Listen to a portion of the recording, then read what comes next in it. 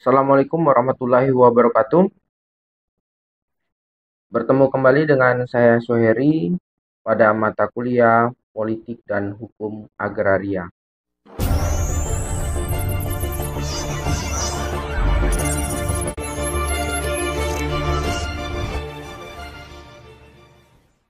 Pertemuan kali ini, materi yang akan kita uraikan yaitu pengantar politik dan hukum agraria. Apa sih hukum agraria itu? Hukum agraria berfokus pada aturan-aturan yang mengatur hubungan antara manusia dengan tanah serta sumber daya alam yang ada di atas dan di bawahnya. Secara sederhana, hukum agraria adalah cabang hukum yang mempelajari, mengatur, dan melindungi hak-hak kepemilikan dan penggunaan tanah, serta sumber daya alam yang menyertainya seperti air, tambang, dan kekayaan alam lainnya. Menurut Budi Harsono, pada bukunya 2008, hukum agraria mencakup keseluruhan aturan yang berlaku terkait agraria, baik itu tertulis maupun tidak tertulis. Dalam konteks Indonesia, hukum agraria juga sangat dipengaruhi oleh Undang-Undang Pokok Agraria tahun 1960 yang merupakan landasan utama hukum pertanahan di Indonesia. Ada aspek-aspek penting dalam hukum agraria. Yang pertama, hak kepemilikan tanah. Di dalam hal ini, kita harus mengetahui siapa yang berhak memiliki, menguasai, dan menggunakan tanah tertentu. Berikutnya, mengenai pengelolaan sumber daya alam. Bagaimana tanah dan sumber daya alam, misalnya air dan hasil tambang, dikelola dan diperlakukan dalam kebijakan nasional. Berikutnya, redistribusi dan reforma agraria. Dalam hal ini dijelaskan mengenai pembagian tanah untuk keadilan sosial, terutama pada masyarakat yang tidak memiliki tanah. Berikutnya, mengenai perlindungan lingkungan. Dalam hal ini, menjelaskan mengenai hubungan antara penggunaan tanah dan keberlanjutan lingkungan. Hukum agraria bisa dianalogikan seperti aturan dalam permainan monopoli, tetapi berlaku di dunia nyata. Setiap individu atau entitas harus memahami hak-hak, batasan, dan kewajiban mereka terkait penggunaan tanah dan sumber daya, agar bisa berperan secara adil dan tidak melanggar hak orang lain. Contoh kasus dalam hukum agraria ini, yang pertama, konflik lahan antara masyarakat adat dengan perusahaan tambang. Yang kedua, redistribusi tanah bagi petani dalam rangka reforma agraria. Jadi, hukum agraria mencakup bagaimana tanah digunakan, siapa yang berhak atas tanah, dan bagaimana tanah tersebut dikelola demi kesejahteraan bersama. Ada cerita mengenai sejarah singkat hukum agraria di Indonesia, bahwa perjalanan hukum agraria di Indonesia tidak bisa dipisahkan dari sejarah panjang penjajahan, kemerdekaan, dan reformasi yang bertujuan untuk menciptakan keadilan dalam pengelolaan tanah dan sumber daya alam. Berikut adalah garis besar perkembangan hukum agraria dalam beberapa periode penting. Yang pertama, zaman kolonial, atau yang sering disebut dengan hukum agraria dualistis. Pada masa penjajahan Belanda, Indonesia menerapkan sistem hukum agraria dualistis, yaitu yang pertama hukum barat, berlaku bagi orang-orang Eropa dan mereka yang diakui sebagai warga negara Belanda. Hukum ini berlandaskan Burgerlijk Wetboek yang mirip dengan sistem hukum tanah di Eropa. Kedua, hukum adat, berlaku untuk pribumi Indonesia berdasarkan adat istiadat setempat yang berbeda-beda di setiap daerah. Sistem ini menimbulkan ketidakadilan karena hukum barat lebih menguntungkan kepentingan kolonial dan perusahaan-perusahaan asing. Sementara rakyat pribumi hanya diakui haknya berdasarkan hukum adat yang seringkali lebih lemah dalam melindungi kepemilikan tanah. Kedua, masa kemerdekaan Indonesia 1945. Setelah proklamasi kemerdekaan pada tahun 1945, Indonesia bertekad untuk merombak sistem hukum yang masih mewarisi aturan kolonial. Pasal 33 ayat 3 Undang-Undang Dasar 1945 menyatakan bahwa bumi, air, dan kekayaan alam yang terkandung di dalamnya dikuasai oleh negara dan dipergunakan untuk sebesar-besarnya bagi kemakmuran rakyat. Namun, pada tahap awal kemerdekaan, aturan pertanahan dan pengelolaan agraria masih terpecah antara hukum kolonial dan hukum adat. Ketiga, lahirnya Undang-Undang Pokok Agraria pada tahun 1960. Titik penting dalam sejarah hukum agraria Indonesia adalah disahkannya Undang-Undang Pokok Agraria Nomor 5 Tahun 1960 atau sering disingkat dengan UUPA. UUPA ini bisa dianggap sebagai update sistem besar-besaran yang menyatukan berbagai aturan tanah dan sumber daya alam dalam satu kerangka hukum nasional. Tujuan utama UUPA ini yang pertama, mengakhiri dualisme hukum agraria antara barat dan adat. Yang kedua, mengatur pemanfaatan tanah secara adil dengan menekankan pada hak milik nasional atau hak ulayat. Yang ketiga, menegaskan bahwa tanah dan sumber daya alam yang dikuasai oleh negara untuk kemakmuran rakyat. Keempat, membuka jalan bagi program reforma agraria dengan redistribusi tanah kepada petani miskin. UUPA menjadi landasan hukum yang lebih adil dan mencerminkan prinsip-prinsip kedaulatan rakyat dalam pengelolaan tanah. Dalam UUPA, pemerintah memiliki wewenang untuk memberikan, membatasi, bahkan mencabut hak atas tanah berdasarkan kepentingan umum. Keempat, tahun 1960 hingga sekarang dalam perkembangan dan reformasi agraria. Sejak berlakunya Undang-Undang Pokok Agraria, Indonesia terus mengupayakan reformasi agraria untuk mengatasi masalah ketimpangan kepemilikan tanah. Namun, pelaksanaannya sering menghadapi kendala, baik dalam hal birokrasi, kekuasaan lokal, hingga konflik kepentingan. Beberapa periode penting pasca 1960 antara lain era Orde Baru. Meskipun UUPA berlaku, banyak tanah dialihkan untuk proyek-proyek pembangunan besar yang seringkali merugikan masyarakat kecil dan petani. Era reformasi tahun 1998 dan seterusnya. Ada upaya kuat untuk memperkuat pelaksanaan reforma agraria dengan redistribusi tanah lebih merata dan pengakuan hak masyarakat adat.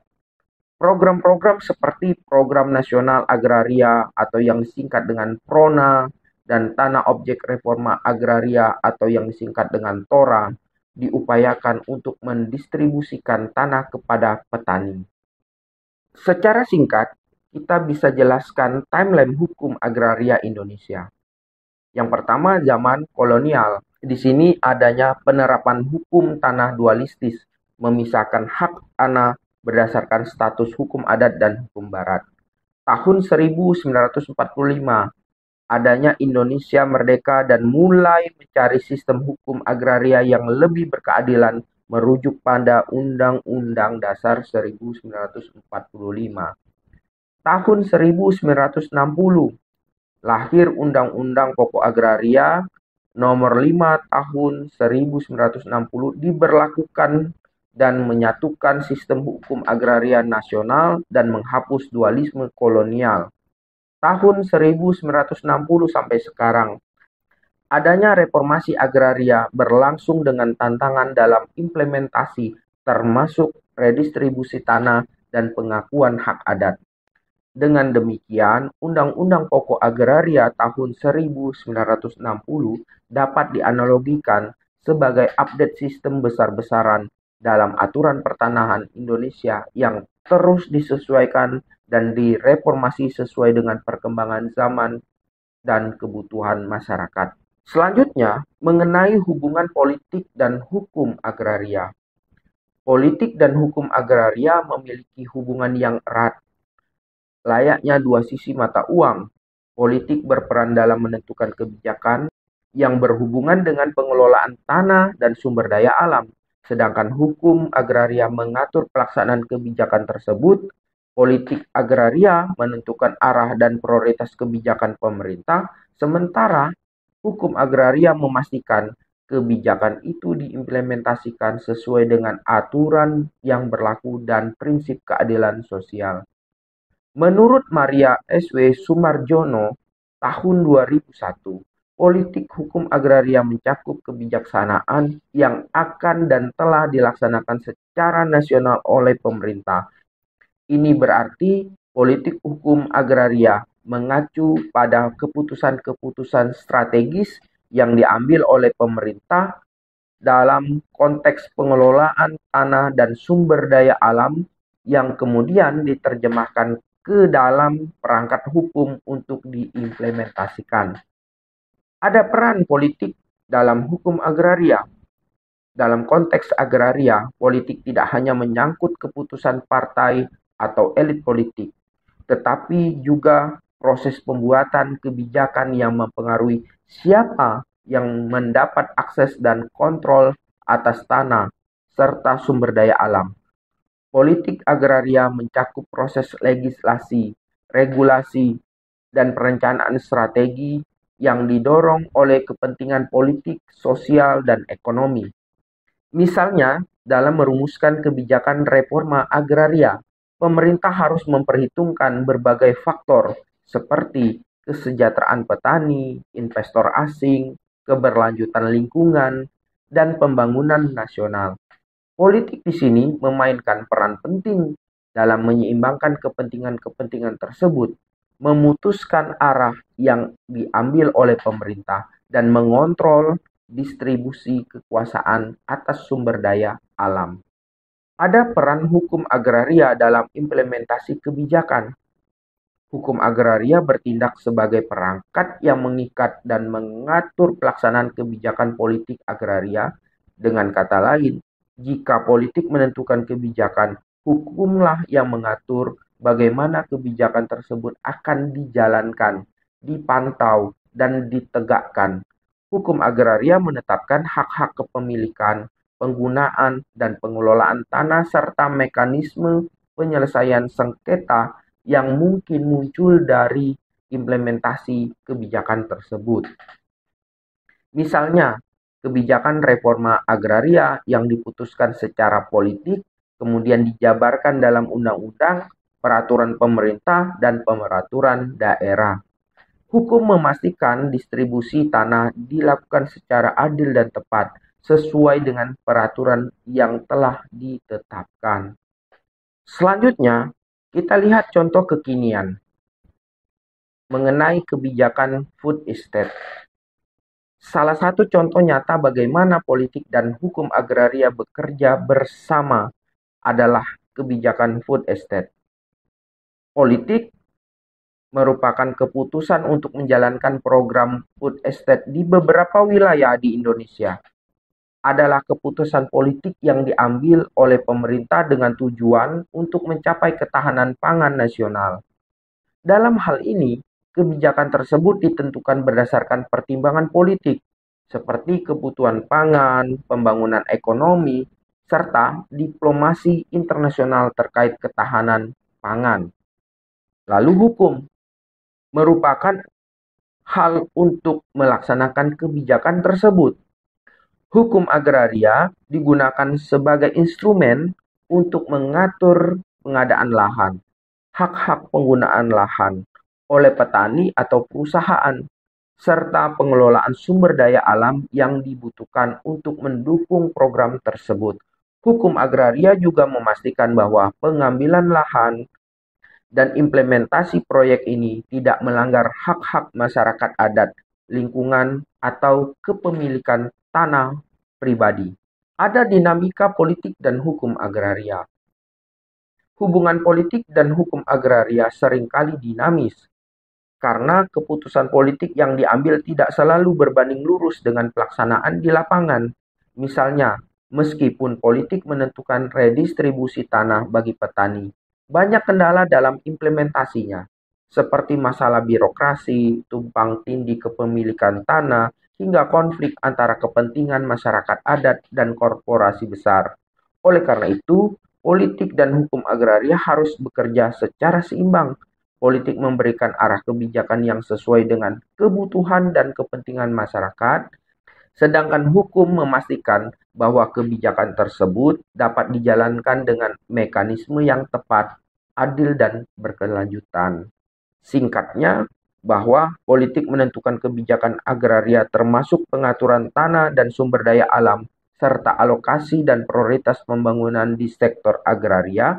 Hukum agraria bertindak sebagai perangkat legal yang mengatur implementasi kebijakan tersebut dan menjaga agar pelaksanaannya sesuai dengan prinsip keadilan dan aturan hukum yang berlaku. Dalam setiap kebijakan agraria, politik memberikan arah, sementara hukum menegakkan aturan untuk memastikan kebijakan tersebut berjalan sesuai dengan yang diharapkan.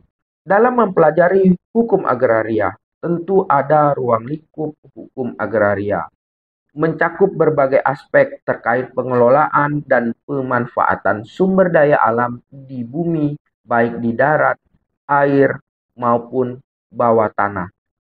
Ibarat bermain game open world, hukum agraria memungkinkan kita menjelajahi banyak area yang saling berkaitan dan mempengaruhi kehidupan manusia sehari-hari.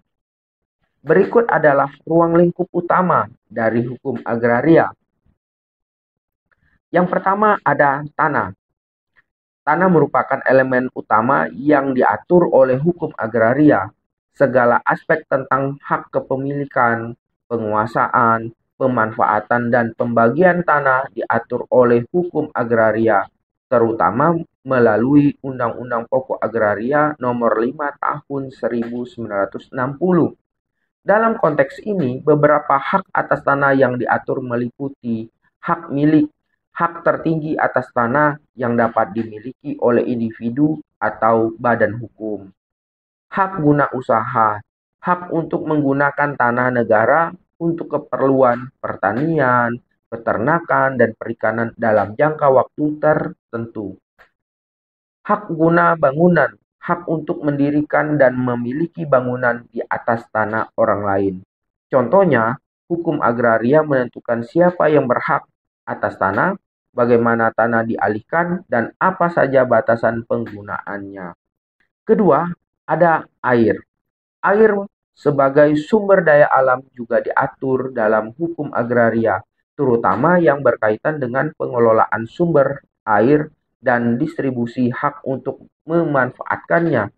Menurut prinsip dalam Undang-Undang Pokok Agraria, air termasuk dalam kekayaan alam yang dikuasai oleh negara dan dipergunakan untuk sebesar-besarnya kemakmuran rakyat.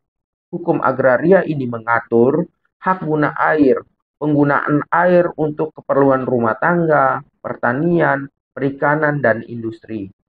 Berikutnya pengelolaan air bawah tanah, pengaturan mengenai pemanfaatan air yang berada di bawah permukaan tanah. Misalnya, penggunaan air untuk irigasi pertanian diatur agar tidak merugikan masyarakat lain dan tetap menjaga keberlanjutan sumber air.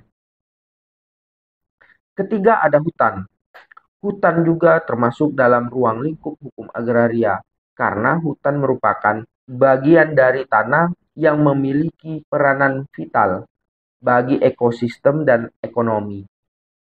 Pengelolaan hutan diatur agar menjaga keseimbangan antara pemanfaatan dan konservasi. Beberapa aspek yang diatur meliputi hak pengelolaan hutan. Siapa yang berhak memanfaatkan hasil hutan, baik oleh pemerintah, masyarakat adat, maupun perusahaan. Yang berikutnya, konservasi hutan. Perlindungan hutan sebagai kawasan lindung untuk menjaga ekosistem dan biodiversitas. Misalnya, hukum agraria mengatur hak-hak masyarakat adat dalam pengelolaan hutan adat serta menjaga agar hutan tidak dieksploitasi secara berlebihan. Keempat, mengenai keanekaragaman hayati. Keanekaragaman hayati mencakup flora dan fauna yang terdapat di suatu wilayah. Hukum agraria mengatur tentang perlindungan dan pengelolaan keanekaragaman hayati agar tetap terjaga kelestariannya. Hal ini penting untuk menjaga keseimbangan ekosistem dan memelihara sumber daya genetik yang sangat penting bagi kehidupan masyarakat. Lalu kawasan konservasi, penetapan kawasan yang dilindungi untuk menjaga kelangsungan hidup spesies-spesies tertentu. Misalnya nih, perlindungan terhadap spesies langka diatur untuk mencegah kepunahan dan menjaga keseimbangan alam. Kelima, ada pertambangan. Pertambangan merupakan sektor yang juga diatur dalam hukum agraria karena berkaitan langsung dengan pengelolaan sumber daya alam bawah tanah seperti minyak, gas, batu bara, dan mineral lainnya. Pengaturan pertambangan mencakup hak pengelolaan sumber daya tambang. Siapa yang berhak mengelola, mengeksplorasi, dan mengeksploitasi sumber daya alam di bawah tanah? Ada izin usaha pertambangan. Hukum mengatur izin dan regulasi terkait perusahaan tambang yang beroperasi di Indonesia. Misalnya, pemerintah memberikan izin kepada perusahaan tambang untuk mengeksploitasi batu bara, namun dengan persyaratan ketat terkait pelestarian lingkungan. Keenam, ada pesisir dan laut. Laut dan pesisir juga merupakan bagian penting dari hukum agraria, terutama dalam konteks pengelolaan sumber daya kelautan dan pemanfaatan wilayah pesisir. Hukum agraria mencakup hak kelola laut, mengatur siapa yang berhak memanfaatkan sumber daya laut seperti perikanan, terumbu karang, dan mineral bawah laut. Pengelolaan wilayah pesisir mengatur pemanfaatan wilayah pesisir untuk keperluan pariwisata, industri, konservasi.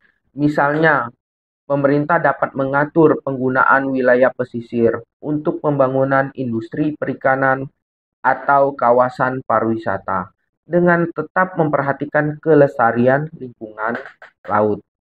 Hukum agraria ini tadi diibaratkan game open world. Hukum agraria mencakup berbagai area eksplorasi, layaknya sebuah game open world yang penuh dengan banyak fitur dan tantangan. Di dalamnya kita bisa menjelajahi berbagai aspek seperti tanah, air, hutan, keanekaragaman hayati, tambang, dan pesisir laut. Setiap elemen memiliki aturan dan mekanisme tersendiri yang saling berhubungan dan berdampak pada kehidupan manusia serta kelangsungan ekosistem. Dengan memahami ruang lingkup hukum agraria, kita dapat lebih memahami bagaimana pengelolaan sumber daya alam dilakukan dengan prinsip keadilan dan keberlanjutan demi kepentingan semua pihak. Tentu ada signifikansi politik agraria.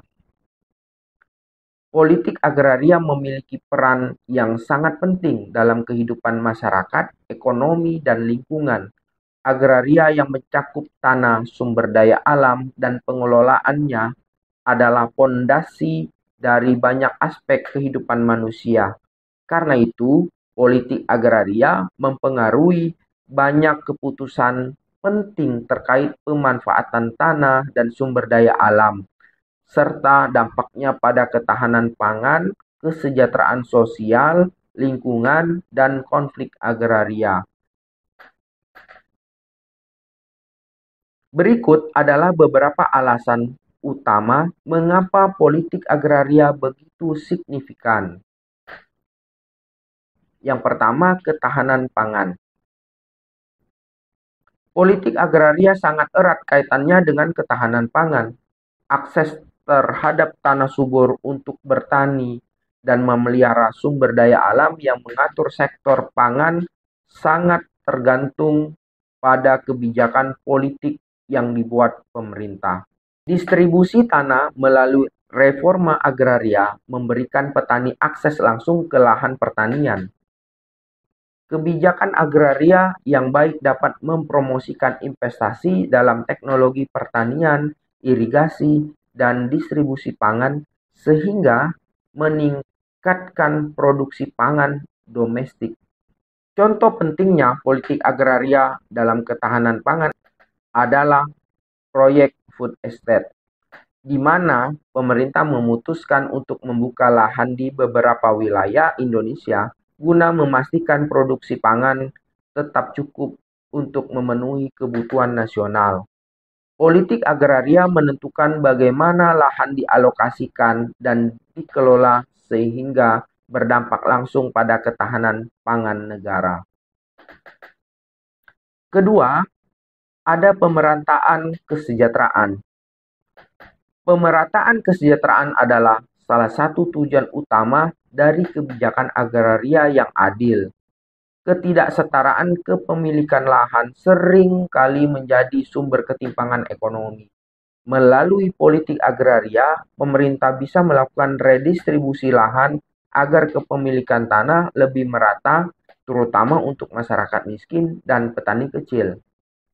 Reforma agraria adalah salah satu instrumen yang digunakan untuk mengatasi konsentrasi kepemilikan tanah pada segelintir orang atau perusahaan besar. Kebijakan redistribusi tanah bertujuan untuk memberikan peluang ekonomi yang lebih penting dan lebih baik bagi masyarakat yang tidak memiliki tanah. Sebagai contoh, kebijakan redistribusi tanah untuk petani kecil di Indonesia melalui program Tanah Objek Reforma Agraria atau TORA bertujuan untuk meningkatkan kesejahteraan petani dengan memberikan mereka akses langsung ke lahan pertanian sehingga dapat meningkatkan taraf hidup mereka. Ketiga, adanya kelestarian lingkungan. Politik agraria juga berperan penting dalam menjaga kelestarian lingkungan. Kebijakan tentang penggunaan lahan dan sumber daya alam mempengaruhi kondisi ekosistem, keberlanjutan sumber daya, dan mitigasi perubahan iklim. Kebijakan pengelolaan hutan dan lahan gambut yang tepat dapat mencegah deforestasi dan degradasi lahan. Perlindungan kawasan konservasi dan hutan adat menjadi bagian dari politik agraria untuk menjaga keseimbangan ekosistem dan keanekaragaman hayati. Misalnya, kebijakan yang mengatur eksploitasi sumber daya tambang atau pembukaan lahan untuk perkebunan besar harus mempertimbangkan dampak lingkungannya. Politik agraria yang buruk dapat menyebabkan bencana ekologis seperti banjir, tanah longsor, atau kebakaran hutan, sementara kebijakan yang baik dapat mendukung konservasi lingkungan. Berikut adanya resolusi konflik. Di banyak negara, termasuk Indonesia, konflik agraria sering terjadi akibat ketidakadilan dalam pengelolaan tanah dan sumber daya alam. Politik agraria berperan dalam resolusi konflik yang muncul antara masyarakat, pemerintah, dan perusahaan. Konflik agraria bisa berupa konflik tanah adat. Ketika tanah yang dikelola oleh masyarakat adat diambil alih oleh pemerintah atau perusahaan. Konflik pemanfaatan lahan. Ketika ada perbedaan kepentingan antara pihak yang menginginkan lahan untuk tujuan komersial dan masyarakat yang menggantungkan hidup pada lahan tersebut.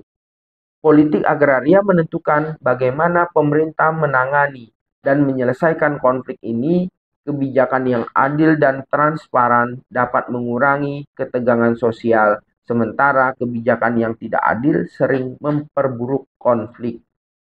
Ada contoh kasus reklamasi pantai Jakarta. Contoh yang menarik dari politik agraria yang penting adalah kasus reklamasi pantai Jakarta. Ini adalah contoh konkret bagaimana keputusan politik agraria mempengaruhi masyarakat, ekonomi, dan lingkungan. Lanjut atau stop. Keputusan untuk melanjutkan atau menghentikan proyek reklamasi bukan hanya soal ekonomi dan pembangunan, tetapi juga soal agraria. Proyek ini mengubah wilayah pesisir menjadi lahan komersial dan perumahan elit, sementara nelayan dan masyarakat pesisir kehilangan akses ke sumber daya alam mereka. Dampak lingkungannya, reklamasi juga menimbulkan kerusakan ekosistem laut dan mengubah pola aliran air yang dapat meningkatkan risiko banjir.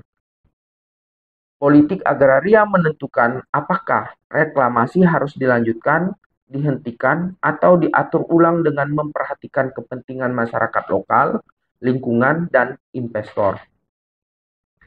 Dalam kasus ini, politik agraria mempengaruhi keputusan besar yang melibatkan banyak pihak dan kepentingan yang saling bertentangan.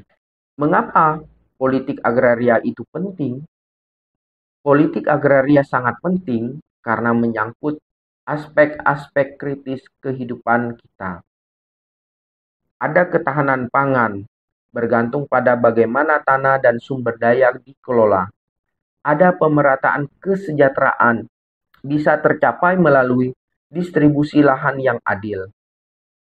Ada kelestarian lingkungan, bergantung kepada kebijakan penggunaan lahan yang berkelanjutan. Ada resolusi konflik agraria, membutuhkan kebijakan yang adil dan berpihak pada masyarakat yang lemah. Dengan demikian, politik agraria adalah instrumen kunci dalam menciptakan keadilan sosial, kesejahteraan ekonomi, dan kelestarian lingkungan. Ada isu-isu agraria terkini.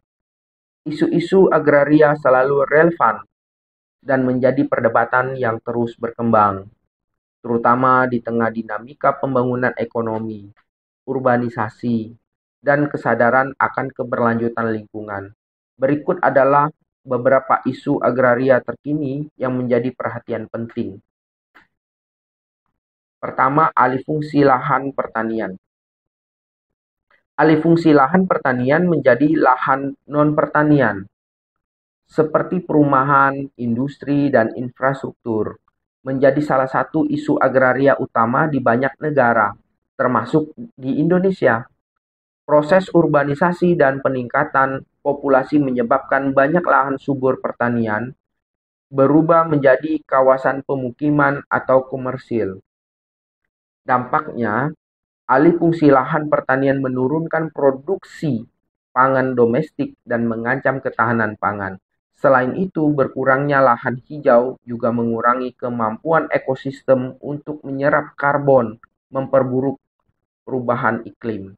Contoh, di beberapa daerah, sawah dan lahan pertanian telah dialihkan untuk pembangunan jalan tol atau perumahan, memicu kekhawatiran akan kehilangan produktivitas pertanian jangka panjang. Kedua, konflik lahan dengan korporasi perkebunan. Konflik lahan antara masyarakat lokal atau adat dengan korporasi besar, terutama di sektor perkebunan kelapa sawit dan industri kayu, adalah isu agraria yang terus muncul. Konflik ini biasanya terjadi ketika masyarakat yang sudah lama mendiami suatu wilayah merasa hak atas tanah mereka diambil alih oleh korporasi dengan izin dari pemerintah. Dampaknya apa?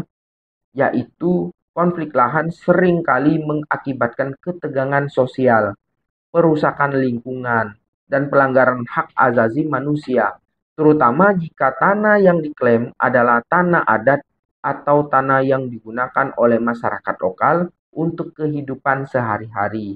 Contoh, konflik lahan perkebunan sawit di Sumatera dan Kalimantan seringkali melibatkan masyarakat adat yang merasa kehilangan hak pengelolaan tanah mereka tanpa kompensasi yang adil. Yang ketiga, pencemaran lingkungan oleh industri. Industri-industri besar seperti pertambangan, pabrik tekstil, dan industri kimia seringkali menyebabkan pencemaran air, tanah, dan udara yang merusak ekosistem dan mengganggu kehidupan masyarakat di sekitarnya. Dampaknya apa? Yaitu pencemaran lingkungan ini mempengaruhi lahan pertanian, kesehatan masyarakat, dan keseimbangan ekosistem. Pencemaran tanah oleh limbah beracun, misalnya, bisa merusak produktivitas lahan untuk waktu yang sangat lama, mengurangi nilai agraria tanah tersebut. Contoh, kasus pencemaran air sungai akibat limbah industri di Jawa dan Sumatera yang berdampak pada kesehatan masyarakat dan mengurangi hasil pertanian. Berikutnya ada reforma agraria. Reforma agraria adalah agenda untuk redistribusi tanah yang bertujuan untuk memberikan akses tanah kepada masyarakat yang tidak memiliki tanah, terutama petani kecil. Program reforma agraria bertujuan untuk mengurangi ketimpangan kepemilikan lahan, memperbaiki distribusi lahan, dan meningkatkan kesejahteraan masyarakat di pedesaan. Dampaknya apa? Yaitu reforma agraria bisa menjadi solusi penting untuk pemerataan kesejahteraan dan peningkatan produksi pangan. Namun, implementasinya seringkali lambat dan menghadapi kendala birokrasi, konflik kepentingan, dan tumpang tindih hak atas tanah. Contohnya, pemerintah Indonesia telah meluncurkan berbagai program redistribusi tanah melalui Tanah Objek Reforma Agraria atau yang disingkat dengan TORA, tetapi masih menghadapi tantangan dalam hal kecepatan dan kualitas implementasi. Berikutnya, ada digitalisasi administrasi pertanahan. Digitalisasi dalam administrasi pertanahan merupakan upaya untuk meningkatkan transparansi dan efisiensi dalam pengelolaan tanah, termasuk proses pendaftaran tanah, sertifikasi, dan penyelesaian sengketa. Program seperti pendaftaran tanah sistematis lengkap atau yang disingkat dengan PTSL di Indonesia adalah langkah penting dalam memodernisasi sistem administrasi pertanahan. Dampaknya apa? Yaitu dengan digitalisasi, masyarakat dapat mengakses informasi tanah secara lebih mudah. Proses sertifikasi menjadi lebih cepat dan peluang korupsi atau manipulasi data tanah dapat diminimalkan. Contoh, program digitalisasi peta tanah dan sertifikasi online di beberapa wilayah Indonesia telah memudahkan masyarakat untuk mendapatkan sertifikat tanah mereka, meskipun masih ada tantangan di daerah terpencil terkait infrastruktur teknologi. Bagaimana pendapat tentang isu-isu ini? Nah, inilah yang perlu didiskusikan. Saudara dapat membentuk kelompok dan bahas mengenai kelima isu ini. Yang pertama, alih fungsi lahan pertanian, konflik lahan dengan korporasi perkebunan, ketiga, pencemaran lingkungan oleh industri, keempat, mengenai reforma agraria, dan kelima, digitalisasi administrasi pertanahan. Inilah isu-isu agraria terkini mencerminkan tantangan besar dalam mengelola tanah dan sumber daya alam dengan secara adil, berkelanjutan, dan menguntungkan bagi semua pihak. Politik agraria memainkan peran kunci dalam memastikan bahwa pembangunan tidak mengorbankan kepentingan masyarakat, ketahanan pangan, atau lingkungan. Nah, terakhir, tugas mengenai diskusi isu-isu terkini tadi, setelah tersusun materi bahannya, lalu Anda rekam secara berkelompok, Anda dapat mengerjakannya menjadi sebuah video, lalu diserahkan sesuai dengan petunjuk dosen yang mengajar. Silakan Anda konsultasi dengan dosen yang mengajar. Dan sampai di sini materi mengenai pengantar politik dan hukum agraria. Assalamualaikum warahmatullahi wabarakatuh.